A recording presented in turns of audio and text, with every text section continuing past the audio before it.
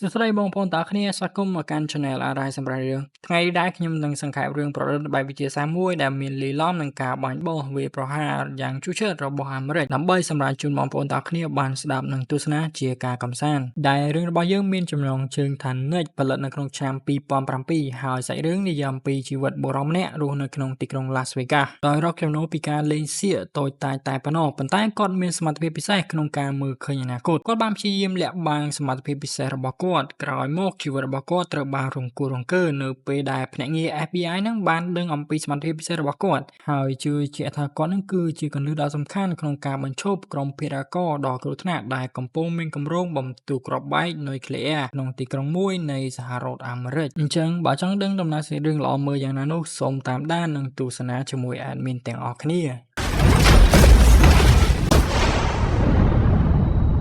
ាចាប់ផ្ដើមដំណើរនៃសាច់រឿងរបស់យើងគឺបង្ហាញអំពីបុរសម្នាក់ដែលកំពុងអង្គុយក្នុងហាងកាហ្វេមួយកន្លែងដែលយើងមិនដឹងថាគាត់កំពុងតែរងចាំអ្វីនោះទេហើយគាត់សម្លឹងតែនាឡិកាដៃរបស់គាត់បន្ទាប់មកសម្លឹងទៅមើលនាឡិកាដែលព្យួរនៅលើជញ្ជាំងក្នុងហាងគាត់បានចុចកន្លឹះនាឡិកាដៃហើយងាកមកខាងក្រៅប៉ុន្តែមិនឃើញអ្វីសោះដែលធ្វើឲ្យគាត់មានអារម្មណ៍ថាខកចិត្តខ្លាំងណាស់ហើយក៏បានធ្វើដំណើរចាកចេញទៅសាច់រឿងក៏បានកាត់មកដល់រោងសៀកមួយកន្លែងនៅក្នុងទីក្រុង Las Vegas ភ្លាមៗនោះពិធីករក៏បានប្រកាសអំពីអ្នកលេងសៀកដ៏ពូកែម្នាក់ដែលគាត់គឺជាបរិសុទ្ធកាលពីដើមរឿងរបស់យើងនឹងឯងហើយគាត់មានឈ្មោះថា Chris ដែលជាតួអង្គឯកក្នុងរឿងរបស់យើងផងដែរពេលនោះគាត់បានអញ្ជើញនារីវ័យក្មេងដ៏ស្រស់ស្អាតម្នាក់ឡើងមកលើឆាកដែលនាងកំពុងតែពាក់ខ្សែកមួយខ្សែហើយ Chris និយាយថាខ្សែករបស់នាងនឹងធ្លាក់ចូលកែវភេសជ្ជៈរបស់នាងនៅពេលពី3វិនាទីទៀតហើយវាក៏បានកើតឡើងពិតមែនក្នុងពេលតែមួយនេះដែរយើងឃើញមានមនុស្ស2នាក់ដែលកំពុងទស្សនាការសម្ដែងរបស់ Chris ហើយពួកគេគឺជាភ្នាក់ងារ FBI ដែលស្ត្រីម្នាក់មានឈ្មោះថា Kelly និងដៃគូរបស់គាត់មានឈ្មោះថា Kavanaugh ហើយ Kavanaugh នឹងបានសួរទៅកាន់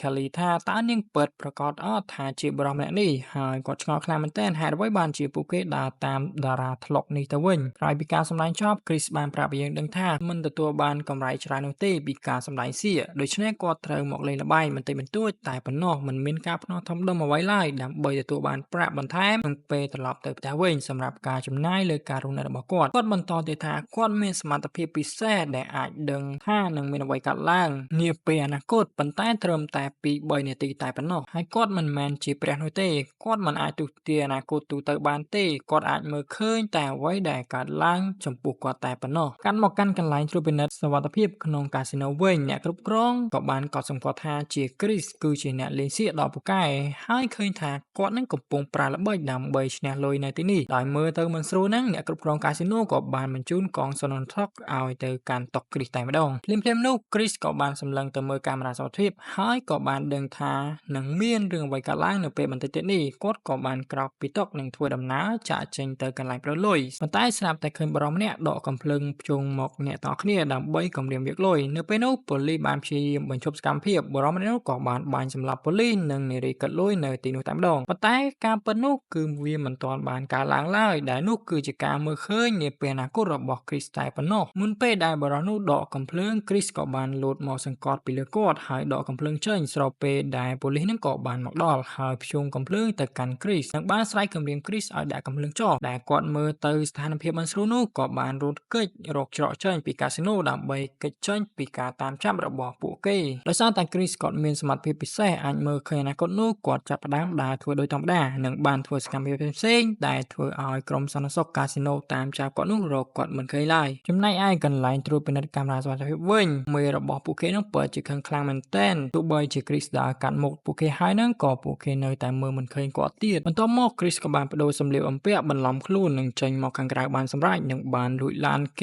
េទៅថែមទៀតចំណែកឯអ្នកគ្រប់គ្រងកាស៊ីណូវិញក៏បានទេប្តឹងប៉ូលីសផងដែរខណៈដែល Chris ព្យាយាមបើកឡានគេចចេញពីប៉ូលីសដែលកំពុងដេញគាត់ពីក្រោយនោះគាត់ក៏បានបើកឡានទៅដល់ផ្លូវរថភ្លើងមួយហើយរថភ្លើងក៏បានបុកឡានរបស់គាត់ខ្ទេចតែម្ដងទៅកាន់ត្រឡប់មកក្រោយវិញដែលហេតុការណ៍បាញ់មិញហ្នឹងវាមិនទាន់កើតឡើងឡើយវាជាការមើលឃើញរបស់ Chris តែប៉ុណ្ណោះដោយសារតែគាត់បានដឹងមុនបែបនេះហើយគាត់ក៏បានបន្ថែមល្បឿនឡានរបស់គាត់ឲ្យលឿននិងបានគេចផុតពីផ្លូវរថភ្លើងបានសម្រេចហើយក៏បានគេចផុតពីការតាមចាប់របស់ប៉ូលីសផងដែរត្រឡប់មកទីស្នាក់ការភ្នាក់ងារ FBI វិញ Kelly កំពុងតែពិនិត្យមើលវីដេអូកាមេរ៉ាសុវត្ថិភាពរបស់កាស៊ីណូជាមួយមេរបស់គាត់ហើយគាត់និយាយថាគាត់បានតាមដាន Chris នឹងអស់រយៈពេល2ខែមកហើយដែលគេនឹងមានសមត្ថ ត្ថភាពពិសេសដែលអាចដឹងរឿងពីអ្វីដែលមិនទាន់បានកើតឡើងប្រាប់ទៅមេរបស់គាត់ប៉ុន្តែមេរបស់គាត់បានតបទៅវិញថា Kelly មិនគិតរកមធ្យោបាយតាមចាប់ក្រុមពលរកដែលបានលួចគ្រាប់បែកនៅឃ្លានេះទេបែរជានាំគាត់មកមើលរឿងឥតបានការនេះទៅវិញ Kelly បាននិយាយបញ្ចុះបញ្ចូលមេរបស់គាត់ប្រាប់ថា Chris គឺជាមនុស្សម្នាក់ដែលខុសពីមនុស្សធម្មតា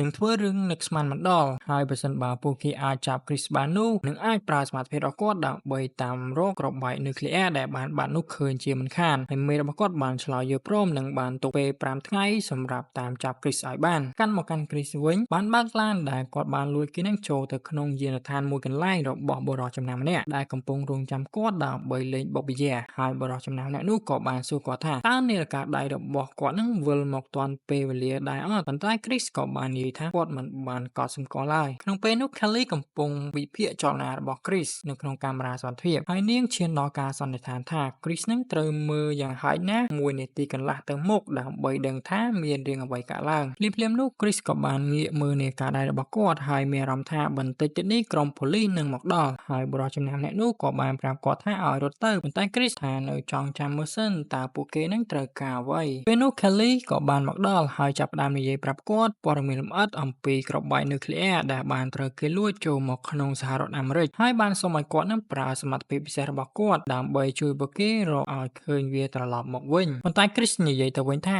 វាគ្រាន់តែជាការលេងសៀករបស់គាត់តែប៉ុណ្ណោះតែ Kelly មិនជឿគាត់ឡើយហើយនាងបាននិយាយគំរាមគាត់ថាបើសិនបើគាត់មិនសហការជាមួយពួកគេនោះពួកគេនឹងចាប់គាត់ដាក់គុកពីបទដែលគាត់នឹងលួចឡានគេតែម្ដងពេលនោះក្រុមប៉ូលីសក៏បានចូលមកដល់តែការពិតនោះ Kelly មិនទាន់បានមកដល់ឡើយដែលនោះគ្រាន់តែជាការមើលឃើញនៃពេលអនាគតរបស់ Chris តែប៉ុណ្ណោះហើយគាត់ក៏បានរត់ចេញទៅមុនពេលដែលក្រុមរបស់ Kelly នឹងមកដល់កាន់មកកាន់អ្នកគ្រប់គ្រងកាស៊ីណូនេះវិញត្រូវបានមនុស្សពីរនាក់នឹងកាក់សួរគាត់អំពីព័ត៌មានរបស់ Chris ហើយនៅពេលដែលគាត់បានប្រាប់នឹងអ្នកទាំងពីរក៏បានបាញ់សម្លាប់គាត់ចោលតែម្ដងនៅថ្ងៃបន្ទាប់ Chris ក៏បានមកហាងកាហ្វេកាលពីដើមរឿងរបស់យើងម្ដងទៀតហើយគាត់ក៏បានមើលនាឡិកាដៃរបស់គាត់នៅពេលដែលបានចុចកន្លឹះហើយហ្នឹងគាត់ក៏ងាកមកខាងក្រៅដែលធ្វើឲ្យ Chris នឹងភ្ញាក់ផ្អើលខ្លាំងមែនទែនដែលបានឃើញនារីដ៏ស្រស់ស្អាតម្នាក់កំពុងដើរចូលមករកកន្លែងអង្គុយដែលនាងមានឈ្មោះថា Liz ហើយគាត់ពិតជាចាប់អារម្មណ៍នាងខ្លាំងណាស់ពេលនោះ Chris ក៏បានដើរទៅដើម្បីចង់សុំនាងរួមតុជាមួយប៉ុន្តែត្រូវនាងបដិសេធតែនោះគ្រាន់តែជាការគិតរបស់ Chris ក្នុងពេលអនាគតតែប៉ុណ្ណោះគាត់ព្យាយាមរកវិធីផ្សេងដើម្បីដើរទៅសួរនាងម្ដងទៀតលើកនេះគាត់បានសួរនាងអំពីគ្រាប់កាហ្វេតើមានប្រភពមកពីណាប៉ុន្តែនាងបាននិយាយថាឲ្យគាត់នឹងទៅសួរអ្នកឆុងកាហ្វេទៅដែលធ្វើឲ្យ Chris នឹងស្ពឹកមុខខ្លាំងមែនទែនព្រោះថាអាក្បាច់ញ៉ាយស្រីរបស់គាត់នឹងវាអន់ពេកហើយគាត់ក៏បានត្រឹមអង្គុយសម្លឹងមើលមុខនាងតែប៉ុណ្ណោះបន្តិចក្រោយមកមានបរិសម្នាក់ដែលជាអតីតមិត្តប្រុសរបស់ Lee នឹងក៏បានដើរចូលមកហើយគាត់មានឈ្មោះថា Kendall ក៏បានចាប់ដៃរបស់នាងនិងនិយាយខ្លាំង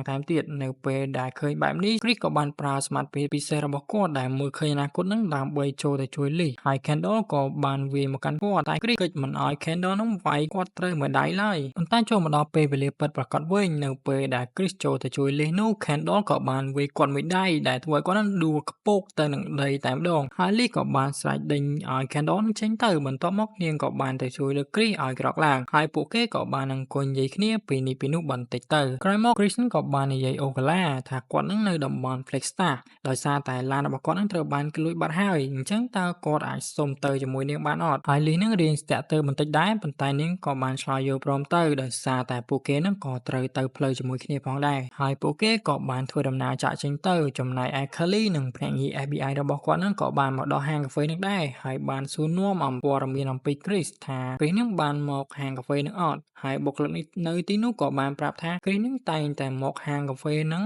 2ដងក្នុងមួយថ្ងៃហើយពេញមួយសប្តាហ៍ផងដែរលើកលែងតែថ្ងៃនេះតែប៉ុណ្ណោះនៅពេលដែលគាត់បានជួបនារីម្នាក់ហើយពួកគេក៏បានធ្វើដំណើរចាក់ចេញទៅ Kelly ក៏បានសួរថាតើពួកគេធ្វើដំណើរទៅណាហើយនារីដែលជាបុគ្គលិកនោះក៏បានប្រាប់ថាពួកគេប្រហែលជាធ្វើដំណើរទៅកាន់ Flagstaff កាន់មកកាន់កំពង់ផែមួយកន្លែងដែលយើងឃើញថាមានក្រុមពារករមួយក្រុមនឹងកំពុងរៀបចំទុកដាក់គ្រាប់បែកនុយក្លេអ៊ែរដែលពួកគេបានលួចនឹងហើយបរិម្នាក់ដែលទំនងមើលទៅជាមេគេនឹងក៏បាននិយាយថាឲ្យក្រុមរបស់ពួកគេនឹងតាមកញ្ចប់ Chris ឲ្យបានព្រោះថាភ្នាក់ងារ FBI នឹងពិតជាចាប់អារម្មណ៍លើគាត់ខ្លាំងណាស់ចំណែកឯ Chris និង Lee វិញក៏បានធ្វើដំណើរទៅដល់កុលសម្ព័ន្ធមួយកន្លែងដែលស្ថិតនៅអាមេរិកខាងជើងនៃតំបន់ Grand Canyon ជាកន្លែងដែល Lee នឹងបង្រៀនក្មេងៗម្ដងក្នុងមួយសប្តាហ៍ក្រោយមកក្មេងៗក៏បានសួរ Lee ថាតើ Chris នឹងជាសង្សាររបស់គាត់មែនដែលធ្វើឲ្យ Lee នឹងហ៊ា រៀងអៀនបន្តិចដែរហើយនាងបានឆ្លើយថាមិនមែនទេគឺគ្រាន់តែជាអ្នកស្គាល់គ្នាធម្មតាតែប៉ុណ្ណោះក្មេងៗនៅទីនេះក៏បាននិយាយទៅថាមើលទៅ Chris នឹងទំនងដូចជាចូល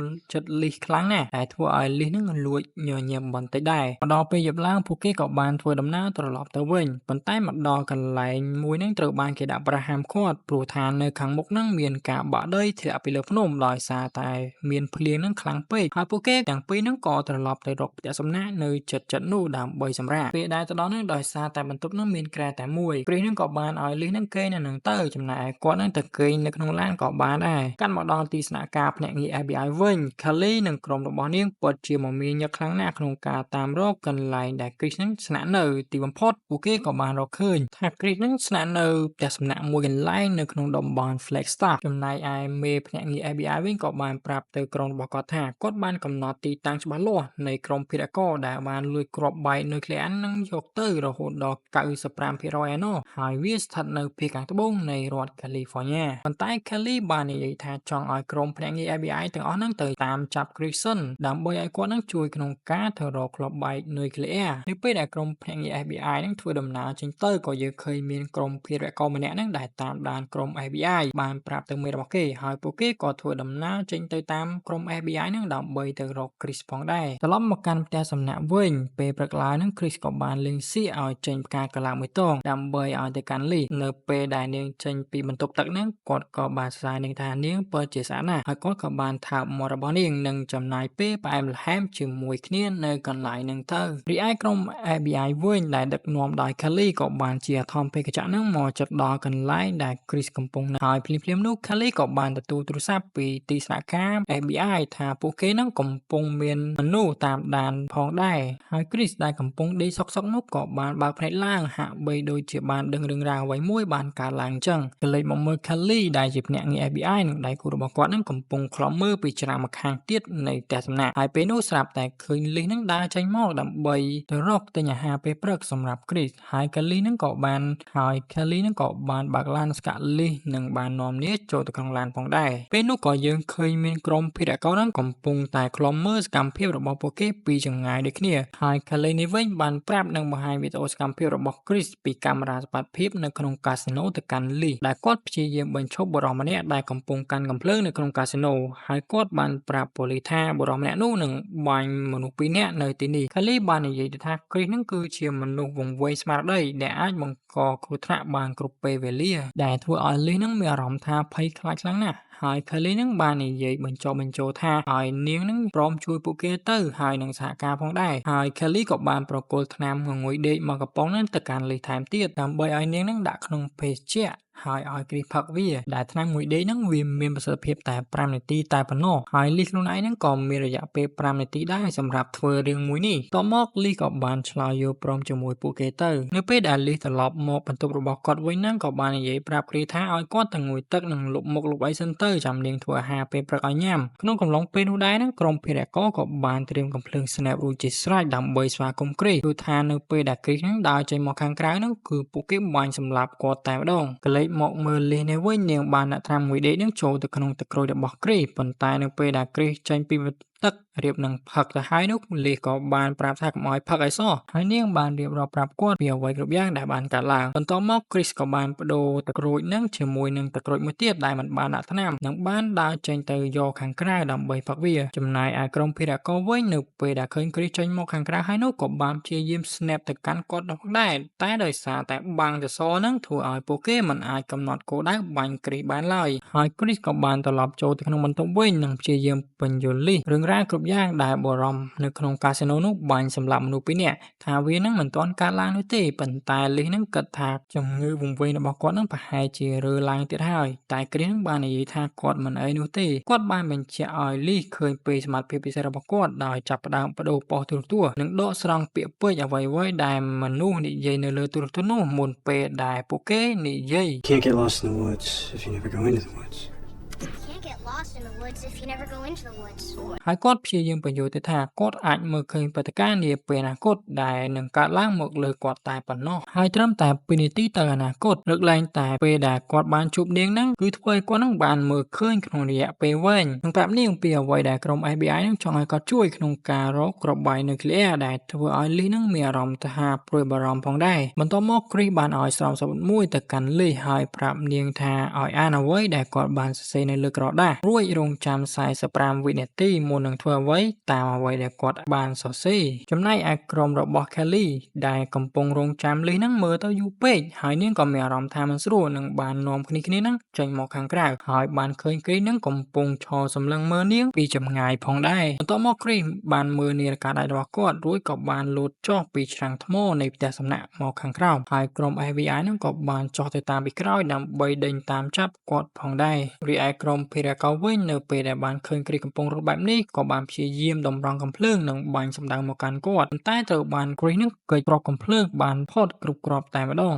ត្រឡប់មក Lee វិញដែលបានអានសម្បូតរបស់ Chris ហើយហ្នឹងក៏បានដើរចូលទៅក្នុងឡានរបស់នាងនិងបានបញ្ឆេះវាហើយបានប្រឡែងឡានហ្នឹងឲ្យវាបើកខ្លួនឯងទៅខាងមុខនិងបានបុករបស់របរនៅទីនោះខ្ទេចនិងធ្លាក់ចុះមកខាងក្រោមទាំងអស់ទៅហើយក្រុម FBI ដែលកំពុងដេញចាប់ Chris នោះនៅលើចំណោតក៏បានរត់គេចពីឡានដែលធ្លាក់មកពីក្រោយពួកគេផងដែរហើយ Chris ហ្នឹងក៏បានគេចផុតដូចគ្នានិងបានបន្តរត់ចុះមកខាងក្រោមប៉ុន្តែត្រូវបាន Kelly ហ្នឹងកាក់មុខនិងបានភ្ជុំកំភ្លើងទៅកាន់គាត់ស្រាប់តែមានដុំឈើជាច្រើនហ្នឹងបានធ្លាក់មកតម្រង់លើ Kelly ហើយ Chris ហ្នឹងក៏បានរត់ទៅអោបនិងសង្គ្រោះនាងបានសម្រេចដែលធ្វើឲ្យ Chris ហ្នឹងបានសន្លប់ផងដែរហើយក្រុម FBI ក៏បានចាប់ខ្លួនរបស់គាត់យកទៅចំណែកឯ Lee នៅវិញដែលបានដើរមិនឆ្ងាយពីផ្ទះសំណាក់ហ្នឹងក៏ត្រូវបានក្រុមភេរករម្នាក់បានភ្ជុំកំភ្លើងទៅកាន់នាងនិងបានចាប់នាងយកទៅបាត់ដូចគ្នាចំណែកឯ Chris វិញត្រូវបានក្រុម FBI ហ្នឹងចាប់បើកភ្នែករបស់គាត់ហើយបានរងគាត់ហ្នឹងជាប់នឹងកៅអីនិងបានបើកទូរទស្សន៍ព័ត៌មានដើម្បីបង្ខំឲ្យគាត់ហ្នឹងមើលវាដើម្បីប្រើសមត្ថភាពមើលឃើញអនាគតរបស់គាត់ក្នុងការជួយពួកគេតាមរកគ្រាប់បែកនុយក្លេអ៊ែរប៉ុន្តែជំនួសដោយការរកគ្រាប់បែកនុយក្លេអ៊ែរ Chris បែរជាឃើញ Lee ត្រូវបានគេចងភ្ជាប់ជាមួយនឹងគ្រាប់បែកជាច្រើននិងរទេះរុញនៅលើដំបូលនៃអគារមួយកន្លែងហើយវាក៏បានផ្ទុះឡើងសម្រាប់ Lee បាត់ទៅដែលធ្វើឲ្យ Chris ហ្នឹងពិតជាតក់ស្លុតខ្លាំងមែនទែននេះគ្រាន់ជាការមើលឃើញនាពេលអនាគតរបស់ Chris តែប៉ុណ្ណោះហើយ Kelly ក៏បានសួរថាតើគាត់នឹងបានឃើញរឿងអ្វីកើតឡើងប៉ុន្តែ Chris មិនបានប្រាប់គាត់ពីអ្វីដែលគាត់មើលឃើញក្នុងពេលនេះឡើយដោយសារតែពួកគេចងគាត់ជាប់នឹងកៅអីយូរពេកហ្នឹង Chris ក៏បានសុំឲ្យពួកគេជូនគាត់ដើម្បីទៅបន្ទប់សម្រាកនៅពេលដែលទៅដល់បន្ទប់សម្រាក Chris ក៏បានប្រើល្បិចក្នុងការសុំបារីពីអ្នកយាមបន្ទាប់មកក៏បានបើកការវាយប្រហារដែលធ្វើឲ្យអ្នកយាមនៅទីនោះសន្លប់អស់ទៅហើយ Chris ក៏ព្យាយាមរត់គេចពីអគារដើម្បីទៅខាងក្រៅដោយសារតែគាត់អាចមើលឃើញអនាគតនោះគាត់ក៏បានគប់ដំបងអ្នកយាមកាត់មុខអ្នកយាមម្នាក់ទៀតដែលបានរត់មករកគាត់ធ្វើឲ្យអ្នកយាមម្នាក់នោះសន្លប់បាត់ទៅហើយគាត់បានរកកន្លែងលាក់ខ្លួនពីក្រុមអ្នកយាមនៅទីនោះ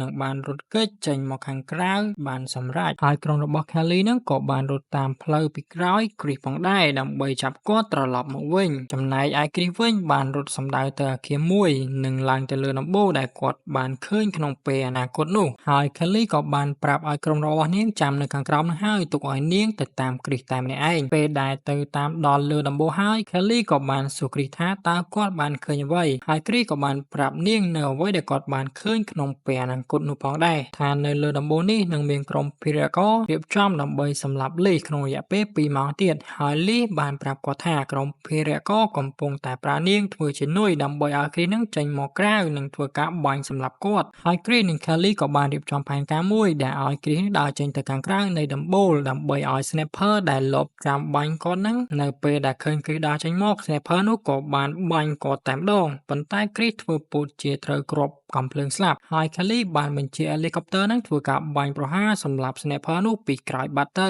ដោយសារតែ Chris មិនមានមធ្យោបាយដើម្បីជួយសង្គ្រោះ Lee នោះ Kelly ក៏បានព្យាយាមនិយាយថាឲ្យ Chris នឹងរកមើលពីតម្រុយដែលគាត់បានឃើញដើម្បីឲ្យនាងនិងក្រុម FBI នឹងជួយគាត់ហើយ Chris ក៏បានប្រើសមត្ថភាពមើលឃើញអនាគតរបស់គាត់ដើម្បីរកតម្រុយពី Lee ពេលនោះគាត់បានឃើញក្រុមភេរករកំពុងចាប់នាងដាក់ក្នុងឡានក្រុងពណ៌សមួយដែលមានទីតាំងនៅកំពង់ផែមួយកន្លែងហើយ Chris និងក្រុម FBI នឹងក៏បង្កើតផែនការថ្មីមួយដែលប្រាប់ពួកគេពីអ្វីដែលពួកគេត្រូវធ្វើដើម្បីជៀសវាងគ្រោះថ្នាក់ក្នុងពេលដំណើរគ្នានោះដែរនៅកំពង់ផែនេះវិញលីត្រូវបានគេចាប់ដាក់ក្នុងឡានដែលគ្រីសបានមើលឃើញនៅពេលដែលពួកគេរៀបនឹងចាកចេញទៅក្រុម FBI ក៏បានមកដល់និងធ្វើការបាញ់ប្រហារជាមួយក្រុមភេរករនៅទីនោះហើយឡានដែលបានបើកដឹកលេនោះក៏បានបើកត្រឡប់ទៅក្រោយវិញហើយលីបានប្រាប់ពីពេលវេលាដែលឲ្យ Kelly នឹងបាញ់ឲ្យចំធុងសាំងនៅជិតនោះនិងបានផ្ទុះឡើងដែលធ្វើឲ្យឡានដឹកលេនោះក្រឡាប់តែម្ដងហើយលីបានរត់គេចចេញពីឡាននិងបានរត់ចូលទៅក្នុងអគារបាត់ទៅស្របពេលដែលគ្រីសកំពុងជួយភ្នាក់ងារ FBI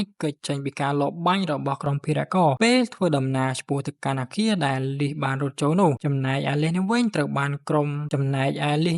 វបានមេភេរករនឹងចាប់នាងបានទៀតហើយបានប្រើនាងធ្វើជាចំណាប់ខ្មាំងនិងបានអូសនាងចូលទៅក្នុងកប៉ាល់ដឹកទំនិញធំមួយនៅក្នុងនោះសមាជិកដែលជាក្រុមភេរករនឹងបានបំពាក់ក្របបែកជាមួយនឹងឧបករណ៍ចាប់សញ្ញានៅពេលដែលក្រុម FBI និងគ្រីសបានចូលទៅដល់ក្នុងកប៉ាល់នោះគ្រីសក៏បានឃើញមានការផ្ទុះមួយនៅក្នុងការមើលឃើញអនាគតរបស់គាត់មុនពេលដែលវាកើតឡើងហើយគាត់បានប្រាប់ភ្នាក់ងារ FBI ឲ្យប្រុងប្រយ័ត្ននៅពេលដែលបន្តដើរទៅខាងមុខគ្រីសភ្លាមៗនោះត្រូវបានគេបាញ់ចំកណ្ដាលដើមទ្រូងរបស់គាត់ប៉ុន្តែដោយដែលយើងបានដឹងហើយថាគាត់បានដឹងទុកជាមុនពីអ្វីដែលកើតឡើងមកលើខ្លួនរបស់គាត់ហើយបានប្រាប់ភ្នាក់ងារ FBI ពីទីតាំងដែលក្រុមភេរករនឹងពួនចាំបាញ់គាត់នោះតែម្ដងហើយក្រុម FBI ក៏បានរកឃើញនឹងបាញ់សម្លាប់ភេរករម្នាក់នោះបានយ៉ាងងាយហើយគ្រីសក៏បានចាប់ផ្ដើមប្រើសមត្ថភាពពិសេសក្នុងការបំបែកខ្លួននិងឆ្លងកាត់ពេលវេលាផ្សេងៗគ្នាដើម្បីស្វែងរកលីគ្រប់ទីកន្លែងនៅក្នុងកប៉ាល់នោះហើយគ្រីសក៏បានរកឃើញពីកន្លែងដែលមេក្រុមភេរករនោះចាប់លីទៅ